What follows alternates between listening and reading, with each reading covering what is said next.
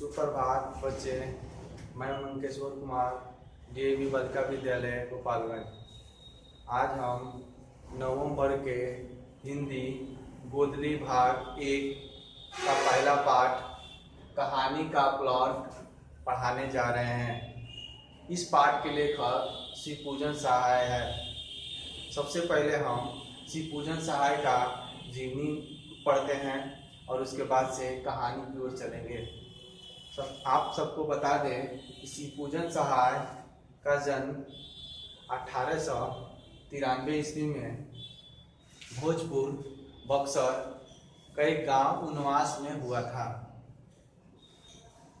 इनके बचपन का नाम भोलानाथ था।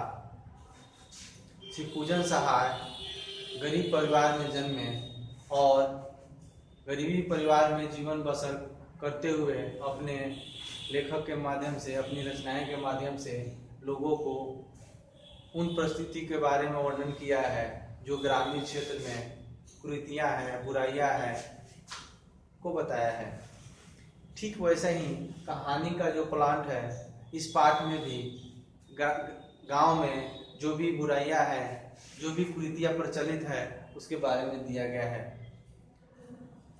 कहानीकार जो रचनाकार हैं, उनके गांव में के बगल में एक मुंशी जी रहते हैं। उनके भाई दरोगा हैं। जब मुंशी जी के भाई दरोगा थे, उस समय मुंशी जी के पास सब धन दौलत था, पैसा था और मुंशी जी भी ऐशो आराम की जिंदगी व्यतीत करते थे।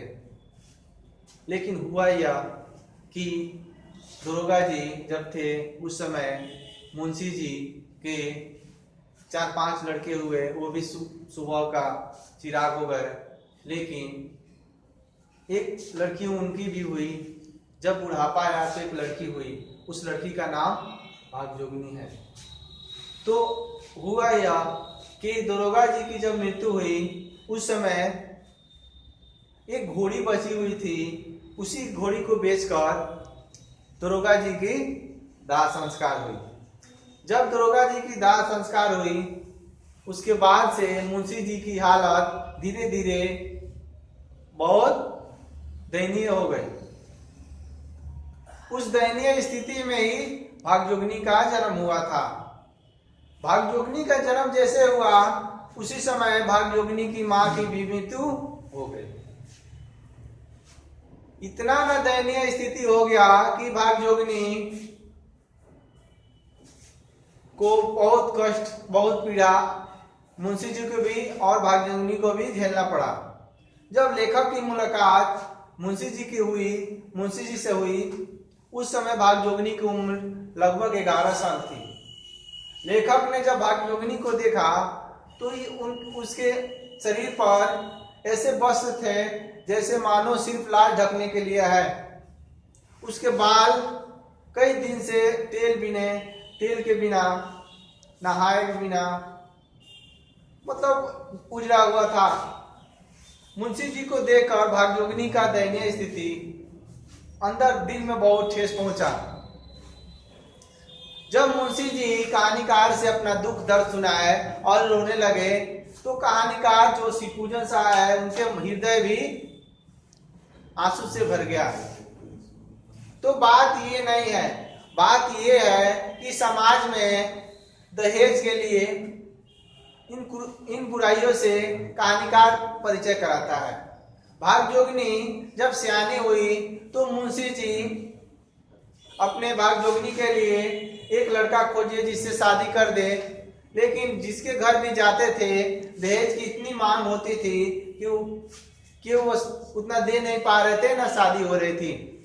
बहुत परेशानी मुंशी जी को हुई, बहुत दिक्कत हुआ, बहुत कष्ट हुआ। अंत में क्या किए, एक परिवार में जब उनका बात बना, वो परिवार, वो जो शादी करने योग्य व्यक्ति थे, वो 40 साल के उम्र के थे। भागजोगिनी अभी नाबालिग थी, बालिग भी नहीं हुई थी और उसकी शादी 40 वर्ष के बुढ़वा से हो गई।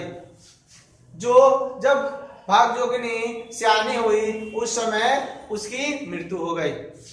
उस जो शादी की थी उसकी मृत्यु हो गई। इधर मुंशी जी की भी मृत्यु हो गई। गांव वाले ने सोचा कि अब इनकी दाह संस्कार कैसे की जाए, तो क्या किए गांव वालों ने उनकी गला में घड़ा बांधकर नदी में डुबा दिया। इस कहानी में अंत में यह हुआ कि भागजोगिनी जब उसकी पति मर गया तो वो अकेली रहती थी, कोई सहारा नहीं था, तो अंत में वो अपने ही सौतेले के बेटे से शादी की। तो इस पाठ से हमें यही शिक्षा मिलती है कि समाज में जो बुराइयां है हमें उससे लड़कर सामना करना है और उसको दूर करना है। और आगे हम इस पाठ के ऑब्जेक्टिव सवाल प्रश्न उत्तर को देखेंगे। आज के लिए बस इतना ही। धन्यवाद।